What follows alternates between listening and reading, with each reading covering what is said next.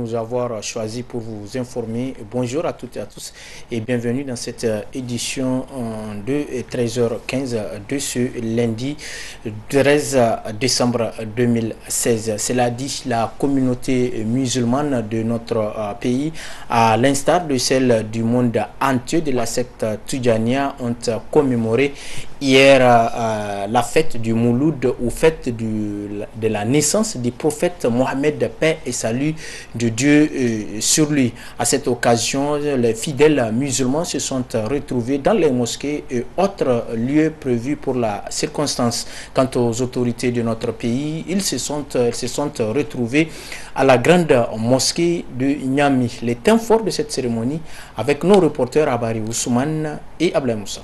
Correspondant au 12e jour du mois lunaire, le Rabiul Awwal de l'an musulman, Mawlud, dédié à l'anniversaire de la naissance du prophète Mohammed, paix et salut sur lui, est célébré chaque année avec ferveur par la communauté musulmane, qui se retrouve dans les mosquées pour des séances de lecture du Coran, d'invocation et zikr en la mémoire du prophète, paix et salut sur lui, à la grande mosquée de Niamey, où se sont retrouvées les autorités du Niger avec à leur tête le premier ministre Birji Rafini, le premier vice-président du Conseil islamique et le secrétaire général de l'association islamique ont pris la parole pour souligner l'importance de cette nuit et dresser le portrait du prophète, paix et salut sur lui. Notre rencontre en cette nuit est très capitale pour tout musulman et pour toute musulmane. Elle nous permettra de faire la biographie de notre bien-aimé prophète dont Allah subhanahu wa ta'ala l'a recommandé à la Ummah de limiter dans ses comportements le peu que nous pouvons le faire pour que nous puissions vivre ensemble dans l'harmonie et surtout s'entraider pendant toute notre existence. Nous rappelons que la date de la naissance de notre prophète Mohammed sallallahu alayhi wa sallam est l'année 570 du calendrier chrétien. Il était décédé à l'année 632 du même calendrier chrétien. Le prophète Mohammed sallallahu alayhi wa sallam fait partie de la grande tribu arabe qu'on appelle Quraysh. Il est né à la Mecque après la mort de son père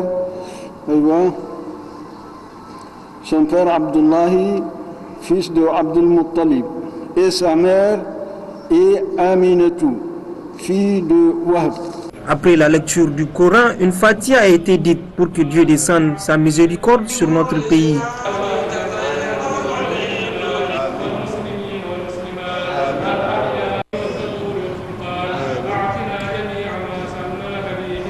C'est une grande tradition qui consiste à célébrer la naissance du prophète Mohammed, le grand prophète de l'islam, Mohammed sallallahu alayhi wa sallam. Cette tradition consiste effectivement à venir célébrer en communion cette venue du prophète, le guide de l'islam que chaque bon musulman cherche à imiter. Donc il s'agit de venir s'imprégner davantage de sa vie, de son œuvre, durant toute sa vie. Donc c'est qu'il a son comportement en islam, les conseils qu'il a prodigués, les règles qu'il a posées. Mawloud est célébré dans toutes les localités du pays, notamment à Kyoto, au lieu de la Tijaniya, où se retrouvent des musulmans du Niger et de l'étranger pour une célébration dans la foi religieuse.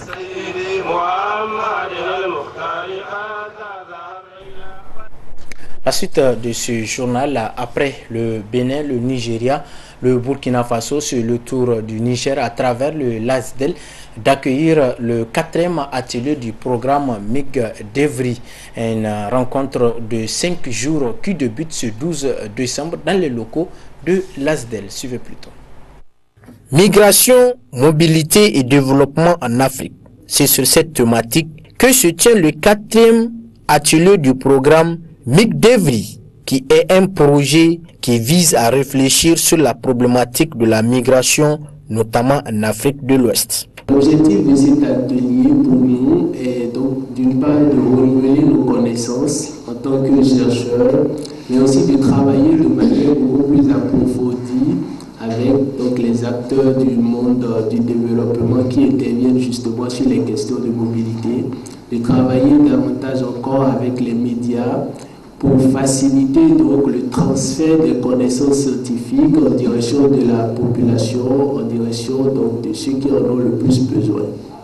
C'est très important pour nous qu'on puisse parler un peu de cette thématique et au-delà de tout ce que nous recevons de négatif autour de la migration, pour qu'en Afrique de l'Ouest, on puisse enfin se mobiliser autour des questions de mobilité qui peuvent beaucoup au développement de la région. Vu son importance, la présente rencontre s'inscrit dans la droite ligne du LASDEL. L'intérêt pour nous de ce programme renvoie à 3 raisons principales.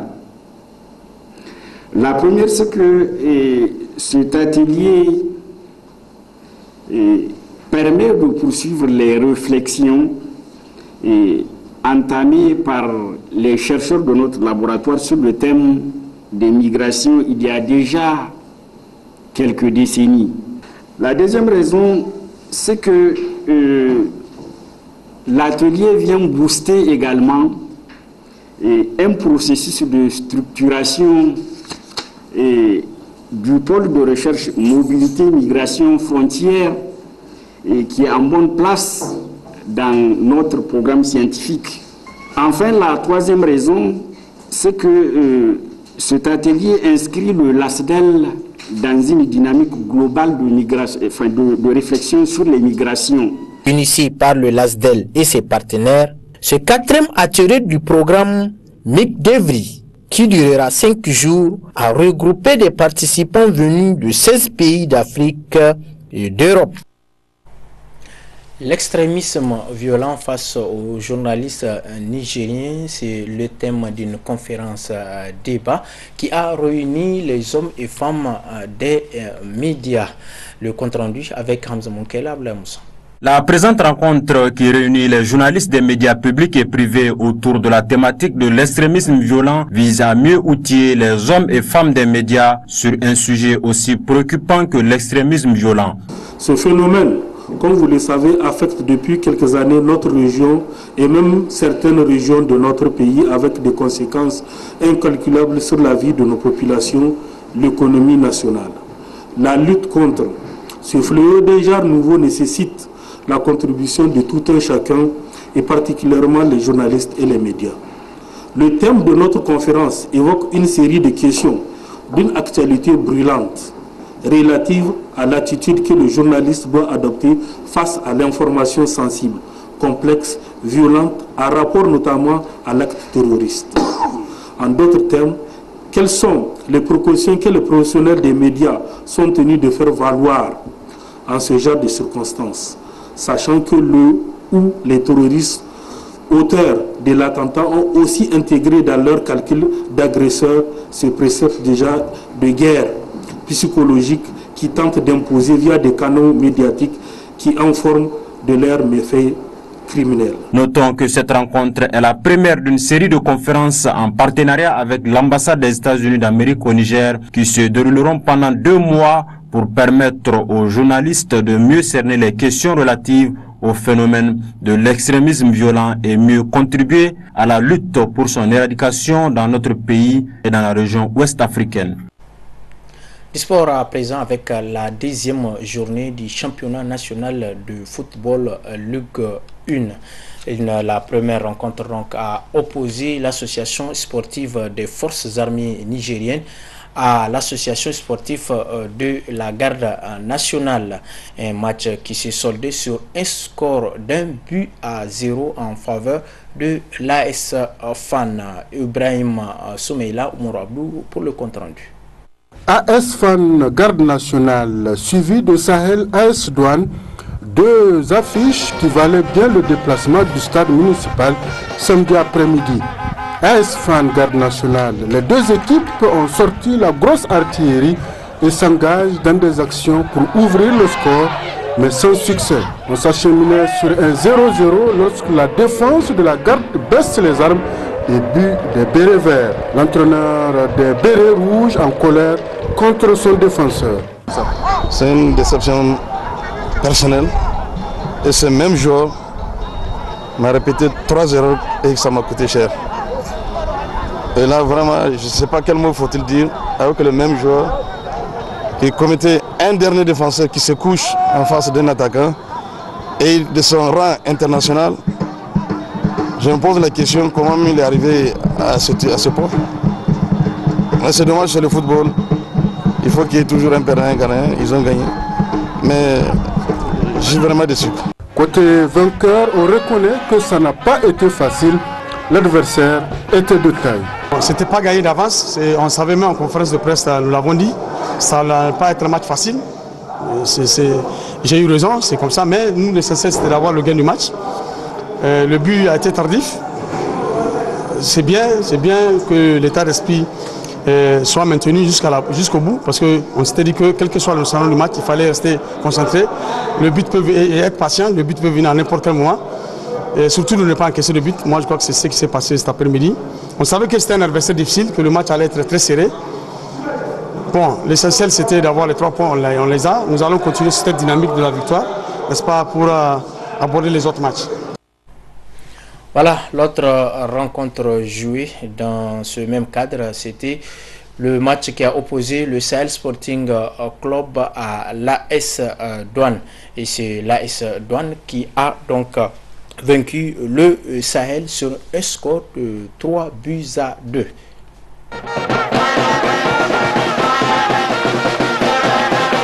Sahel AS Douane, c'est sur des chapeaux de roue que le match a démarré. Les 2 équipes s'en vont dans un combat sans merci. C'est le Sahel qui ouvre la marque le premier, rattrapé ensuite par l'AS Douane, puis dépassé avec 2 autres buts. Les Verts et Or du nouveau marché évitent l'humiliation en réduisant l'écart 3-2, c'est le score final. Pour HD, l'entraîneur du Sahel, son équipe n'a pas pu tenir le rythme du match. Physiquement, on n'a pas pu tenir le rythme du match. D'abord dans les duels, on les perdait. Et puis dans la récupération, on n'était pas présent. On avait des joueurs qui n'étaient pas véritablement prêts physiquement. Je pense que ce match va contribuer à cela parce qu'on a travaillé que 21 jours avant le démarrage du championnat. Bon, j'espère que les 4-5 premières journées vont aider véritablement les joueurs à relever leur niveau physique et aussi leur capacité à jouer. Je pense que si dans ce match aussi l'arbitre est venu leur faciliter la tâche, je pense que le même cas on l'a eu et là le gardien ne touche même pas à l'attaquant, il donne penalty. Bon, c'est son appréciation. Je pense que ça les a aidés à revenir facilement dans le match et coup sur coup on a pris 2 buts. Bon, nous aussi on arrive quand même à 3-1 à réduire les corps. Je pense qu'il faut s'en féliciter. On a vu un très bon match. Devant on manque assez de rythme pour finir les actions. Et on n'est pas resté dans notre élément qui est à garder le ballon et à construire de façon systématique. Le premier but sahélien a fait certes réagir ses joueurs Il faut tout de même éviter de prendre le premier but, selon l'entraîneur de l'AS Douane. Il a fallu qu'on prenne un gifle pour réagir. Je pense que c'est le football, il faut faire avec. Donc maintenant, c'est à eux de pouvoir capitaliser tout ce qui s'est passé sur le terrain pour que prochainement ça ne se répète pas. Si on peut toutefois mettre l'essentiel avant que l'adversaire ne réduise le score, et autant qu'on le fasse. Wonkoy côté Sahel et Adebayor côté Douane, avec leur pied gauche magique, ont offert un spectacle extraordinaire au public. Le championnat a annoncé de belles couleurs pour le bonheur des férus du ballon rond. Voilà, messieurs, dames, point final de cette édition. Merci de l'avoir suivi. Prochain rendez-vous à 20h45 pour d'autres nouvelles informations avec Hadiza Morou. Très bonne réception de nos programmes et au revoir.